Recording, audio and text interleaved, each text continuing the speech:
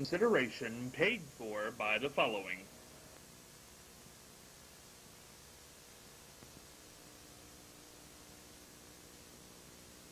The Ohio Neck and Back Pain Relief Center, Scott M. Gray, D.C., across from the Marion Center between TSC and Kroger. For further information, dial 740-386-6580. Also located on the net at goodbackbadback.com.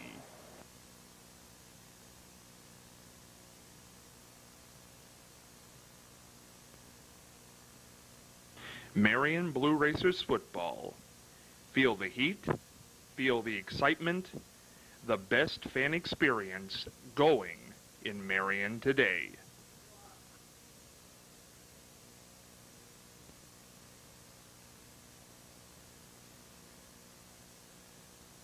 Perkins Family Restaurant and Bakery, located at 1197 Mount Vernon Avenue, right here in Marion. Open Monday through Saturday, 6 a.m. to 9 p.m., and Sunday, 7 a.m. to 9 p.m. Hey, stop into Perkins and take a look at the newly remodeled dining room. Perfect for that family get-together or that intimate get-together with friends. And hey, while you're there, check out the delicious items in the bakery. Perfect for all those Thanksgiving needs, as well as any pie, cookie, or muffin add-on to any meal. Also, check out the Get Crackin' and Biscuit Bake menus. Perkins Family Restaurant and Bakery, a family tradition in Marion for well over 30 years. From our family to yours. Hey, stop on by.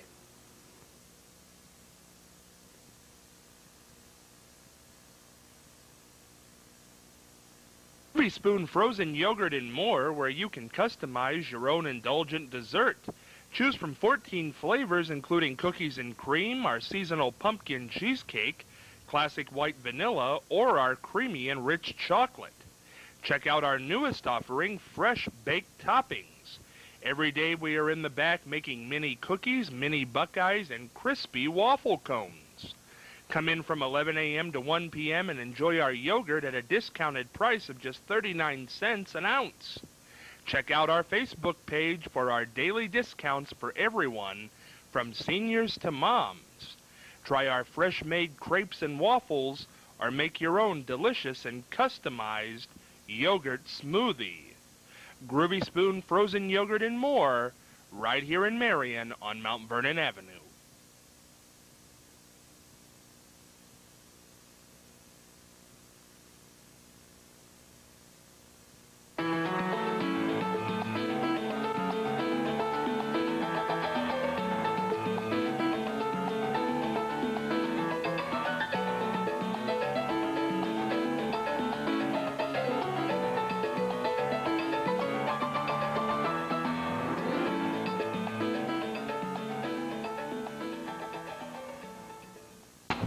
Hey, Scott Spears along with you on a Wednesday edition of The Exchange, and we've been having a great week this week, a lot of fun here at Groovy Spoon, which, by the way, will be at Groovy Spoon for at least one more week. Next Wednesday, the 16th of November, 5 to 8 p.m. will be at the Groovy Spoon. If you want to come out and say hello, hey, go ahead, feel free to do so. That crepe right there has been catching my eye all week. It is the most delicious looking thing. Presentation at the Groovy Spoon is certainly everything. Stop on by right next to Big Lots here in Marion on Mount Vernon Avenue. Wednesday, as it is each and every Wednesday for the last 2 weeks, heading into a third week, is the Blue Racer 30, where we bring one of the all-time great startup teams that I've ever seen. I'm not going to say just Marion, I'm going to say Ohio, and maybe beyond once we see them play this upcoming season, and we chat about all kinds of interesting things. This week, we're going to chat with team owner and the front office, so it's going to be a lot of fun. And I've got so much here to talk about, Chuck. You might have to take over the show. I got Jack Benny sitting next to me here. Obviously, for those of you who maybe have been in the cave since 1974, Jack Benny is dead, so this is not the real Jack Benny. No. Oh! Boy, that is as close to Jack Benny as I've ever seen. That is close. That is scary. I can't even work. But Jack Benny played by Lynn Roberts. Great actor Lynn Roberts, does all kinds of great impersonations. Bob Hope we saw yesterday. Going to see Red Skelton tomorrow for half the show, and then Bob Hope will return and send us off for the week with Thanks for the Memories, which he touched on a little yesterday. Maybe a little Buttons and Bows, too, tomorrow. All kinds of great stuff. And if I didn't say it, Chuck Carson will get the shot over there on Chuck, Lynn's announcer. Now, Marianne and Charlie are out, so we're going to get right into it this week. Head over to team owner of the Marion Blue Racers, LC, who's become a good friend of mine over the last few weeks. LC, good to see you. Scott, great to be here. Now, this week we're going into the front office of the Marion Blue Racers. Who do you have with you? I have, to my right, Mark Huddleston, my offensive coordinator, and to his right, Brandon Eicher, strength and conditioning coordinator. Now, what are these? Those are interesting titles, but what essentially do they do? Well, first of all, I mentioned their title, but they're also good friends. We're going on our third year together from the Mayhem, the Blue Racers, and now I trust their expertise, their education, and their love for the game. Mark Huddleston is the brain trust of the offense.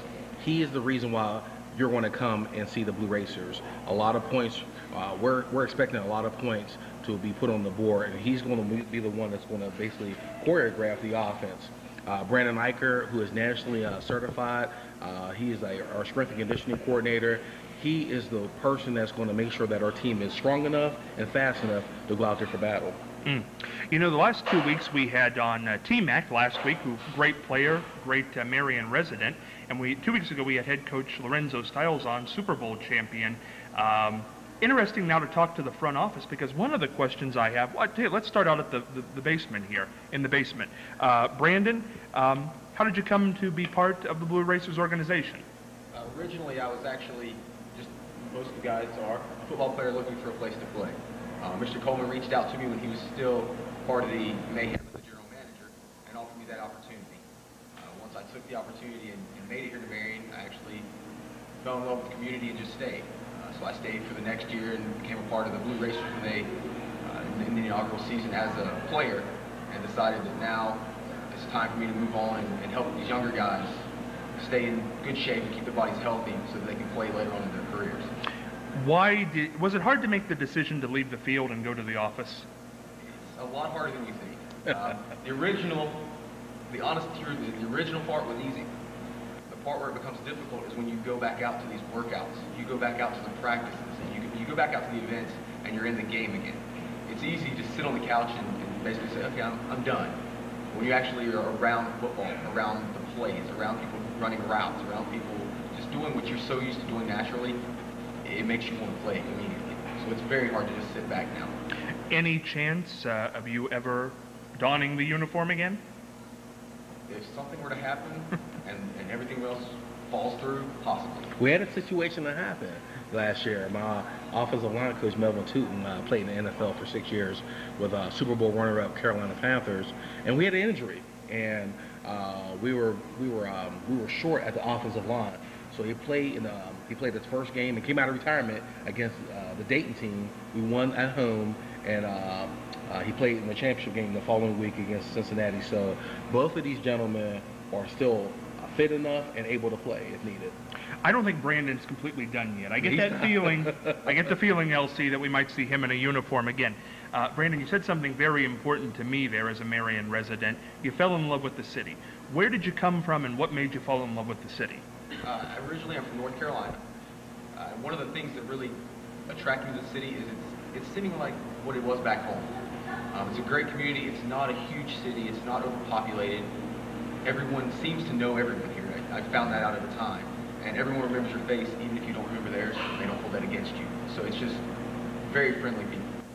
Hometown feel. That's what we like to hear. Absolutely. Mark, how did you become a Blue Racer? Well, started off with a phone call, actually. I called up Mr. LC over here, and was like, Mr. Coleman, I'm really looking to, try and get back into football, because I thought I was done. I actually went to North Carolina the year before and played down in North Carolina, came back, and we were married, just bought a house in Delaware, Ohio, and called him up because I didn't even realize there was a team in Marion, Ohio, and was like, can I get a workout? Can I get a chance? Anything like that. And Mr. Coleman actually goes, okay, well, I got about 2 minutes. I can't talk to you any longer than that. I don't talk to anybody longer than that if you're a new player. And I was like, okay. So I took it as a challenge, and we actually talked for literally about 45 minutes at that conversation. So he was like, I definitely want to see you play and whatnot. And literally the rest is history. 2 years later, we made it to the championship last year. It was a long year, at the least. I can definitely say that. But a lot came out of it. We had a successful season.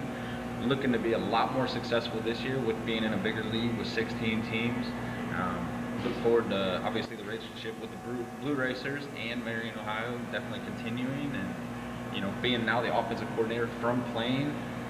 It's not as hard for me as him because my wife is pregnant, we have a baby on the way, so for me to step back now and say I'm going to take part more in the mental aspect of the game, it's a lot more fun, truthfully. It's something that I've always dreamt about doing, and something that really helps me to escalate my game to the next level.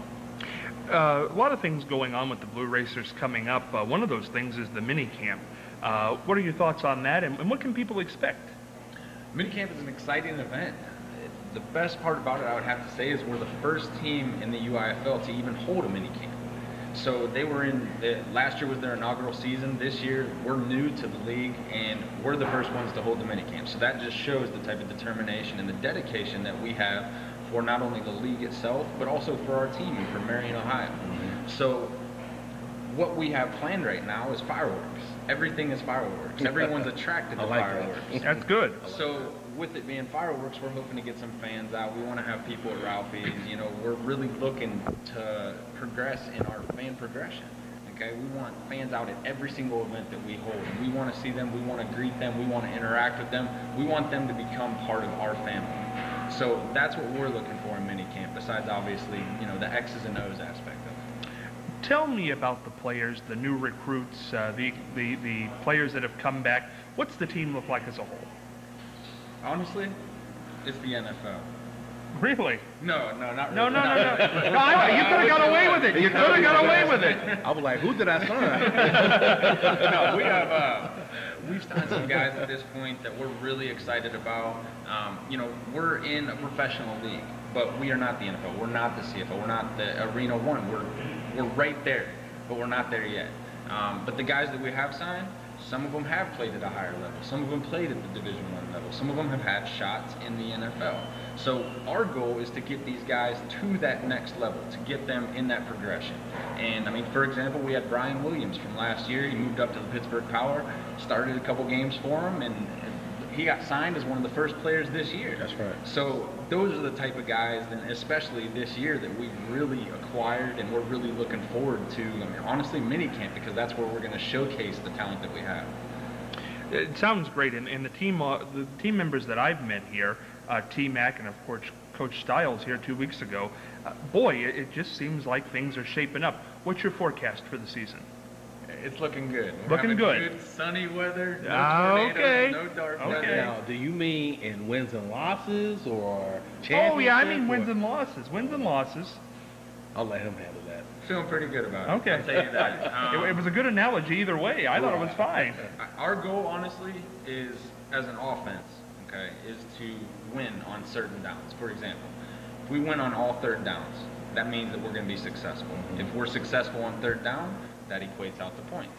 Those points then equate out to wins. So we're doing things, we're putting ourselves into an area where we're trying to be successful, where our efficiency is getting more and more and more every day. So if we're able to come out on top like we're hoping, and we're able to achieve everything that we want to, we'll be successful no matter what we do. Brandon, one thing I wanted to talk to you about, I heard there was something going on with the schools and fitness, something coming up? Yeah. Currently, we're working on creating what's called the Blue Racer Challenge. What it is basically entailed to do is help kids be active. A lot of people have heard of the NFL 60, which encourages kids to be out and active for 60 minutes. With ours, we want to call it the Blue Racer Challenge because it gives the kids a sense of accomplishment when they've done something. It doesn't matter what this guy says at school or this girl says at school. When they come out, they're going to be around these professional athletes. They're going to be around people who are, in their eyes, bigger and more important people than the bully at school that's picking on them. So it's going to help these kids who might be struggling with obesity, depression, a lot of issues that happen with children to be out in the community. They're out with, next Super Bowl player with Mr. Coleman, Coach Styles, and all these guys, they can go back to this person and say, you know what, it's okay that they say something about me. I'm a good person because Mr. Coleman says I'm a good person. So that's what we're going to do. And it also helps because there's been a lot of research done on the obesity rate in youth. It's going up over, it was 5% about a decade ago, 2 decades ago. It's now up between 17 and 33%. And it's just an epidemic that is taking over. It's causing type 2 diabetes, also high blood pressure, cholesterol, and all this is in children.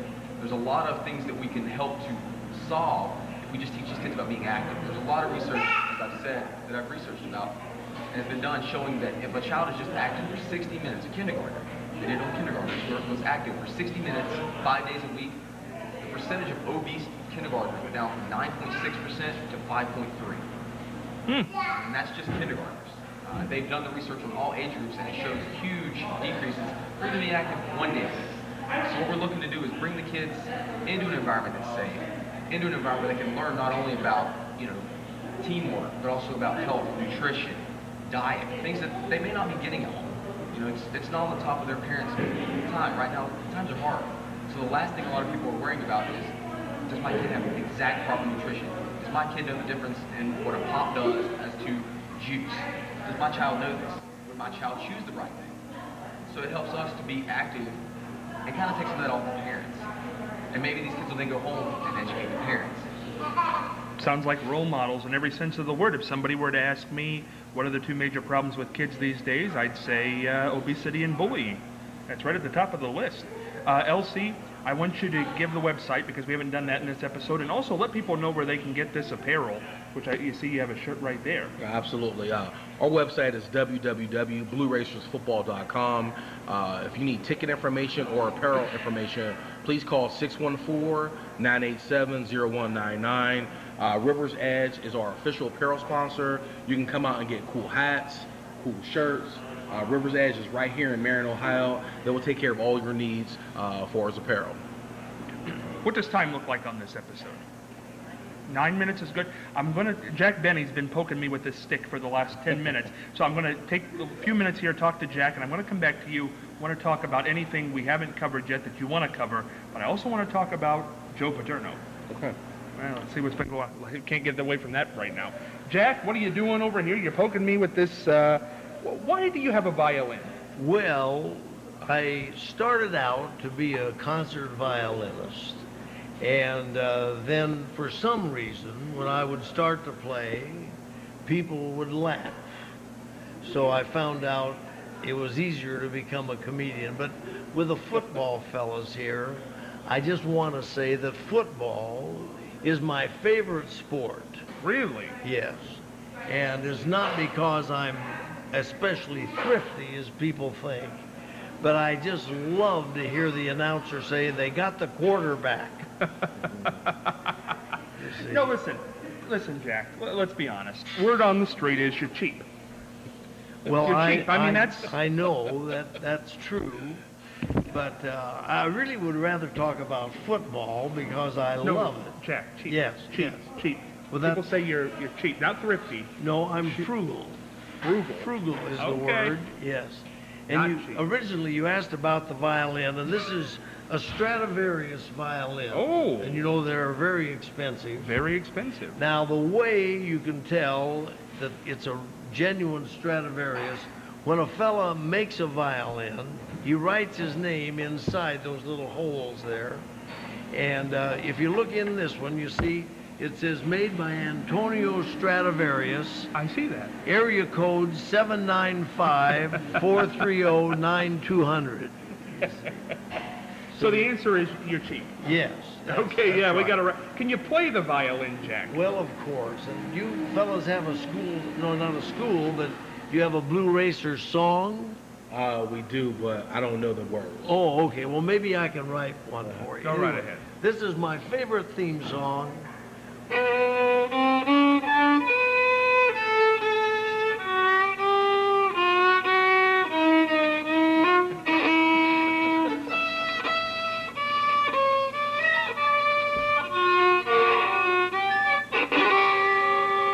Half the audience just tuned out, Jack. Now, They're wait gone. a minute. They're gone. That was, let's cheer you up. Lynn, really quick, this is a dead-on Jack Benny. I mean, my goodness, for people who remember Jack, what's special about doing Jack Benny? Well, first of all, it's the timing, because when Chuck announces Jack Benny, my music plays, I step out from behind the curtain, and I do one of the famous Jack Benny poses. The house who remembers Jack Benny, they just go wild. And I can just stand there and do this, and they'll clap, clap, clap. And when I tell a joke, of course, I have the certain typical Jack Benny poses and responses. And it's just so much fun to hear the people laugh. And I sometimes myself think, what's so funny about this? But they're laughing like crazy. Well, and that's a cadence. That's a cadence. It's timing. It's absolutely. And Lynn will be back tomorrow, and we'll get also joined by Red Skelton and Bob Hope again. So you don't want to tune out to that program. Back to the Blue Racers, though, because, boy, the world of football in general, college football, was rocked this past week by Joe Paterno getting into some serious trouble. And at the time this episode's being taped, he could be gone very soon. He probably, most likely, 90% is going to be gone at the end of the season. We had some trouble in Ohio with Jim Tressel, God knows. What do you make of what happened with Joe Paterno? For those of you who don't know, let me mini it up here really quick. Joe Paterno, longtime college football coach, an absolute classic.